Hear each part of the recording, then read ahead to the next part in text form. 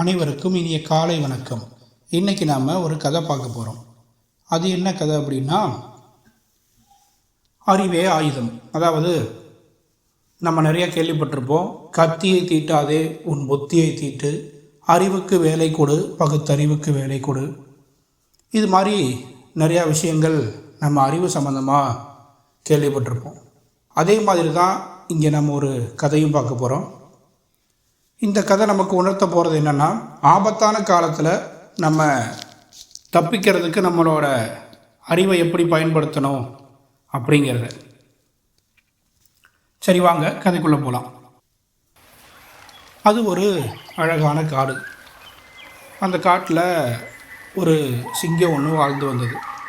அது ஒரு வயதான சிங்கம். அதுக்கு ரொம்ப வயசானதுனால அதால் வேட்டைக்கு போக முடியல. ஆனாலும் என்ன பண்ணுறது, சாப்பிட்டாகணுமே. அப்போது சிங்கம் யோசிக்குது, வயசாகிருச்சு, நம்மளால் வேட்டைக்கும் போக முடியல, ஆனால் பசிக்குது, என்ன பண்ணுறது அப்படின்னு. அப்போ தான் அதோட மூளை ஒரு குறுக்கு வழியை யோசிக்க ஆரம்பிக்குது. அது வாழ்ந்துக்கிட்டு இருக்க அந்த குகையிலேருந்து மெல்ல வெளியில் வருது.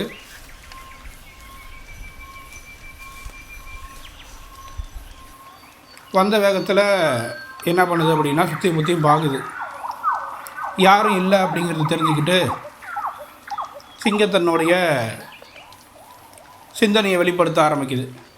எப்படி அப்படின்னா, ஐயோ எனக்கு வயிற்று வலிக்கிறதே, என்னை யாராவது காப்பாற்றுங்கள், யாரும் இல்லையா, எங்கே போய்விட்டீர்கள் அனைவரும், யாராவது வைத்தியர் இருந்தால் வாருங்கள், இப்படி சிங்கம் கத்துது.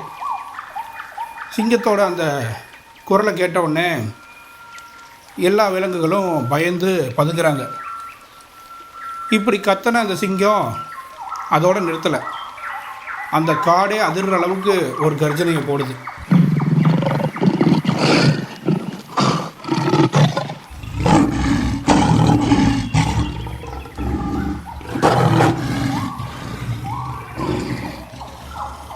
ஏன்னா சிங்கத்தோட அழகே அதோட கர்ஜனை தானே இல்லையா?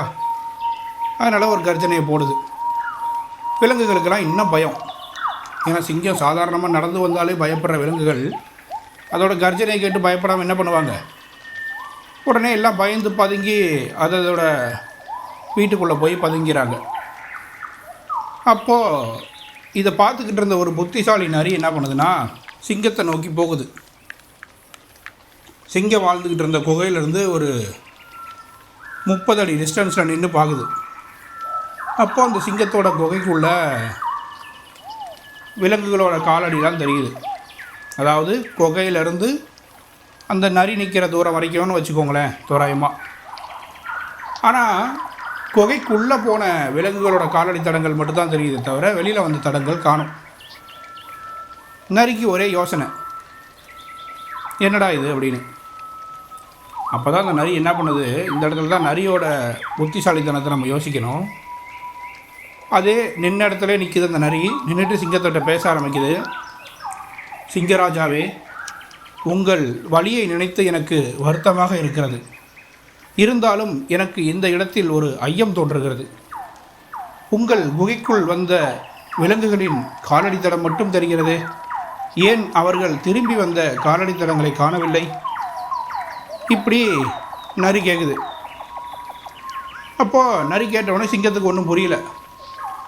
என்னடா இது, நம்ம ஒரு பிளான் பண்ணால் அது ஒரு பிளான் பண்ணுதேன்னு சிங்கம் யோசிக்குது.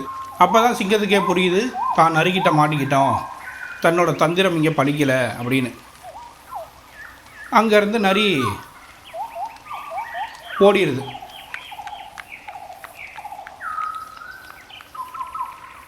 சிங்கம் அப்போ தான் யோசிக்குது, நம்மளுடைய வயிற்று வலி நாடகம் பழிக்கலை, நம்ம தோத்துட்டோம் அப்படின்னு.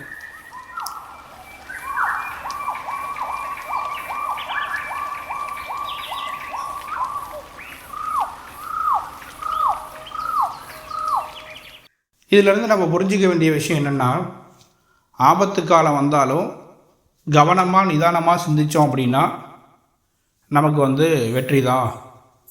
நம்ம அறிவை பயன்படுத்தி சிந்தித்தோம் அப்படின்னா நமக்கு நிச்சயம் வெற்றி தான் அப்படிங்கிறத நம்ம இந்த கதை மூலமாக புரிஞ்சுக்கணும். அனைவருக்கும் இனிய காலை வணக்கம். இந்த நாள் அனைவருக்கும் ஒரு நல்ல நாளாக அமையட்டும்.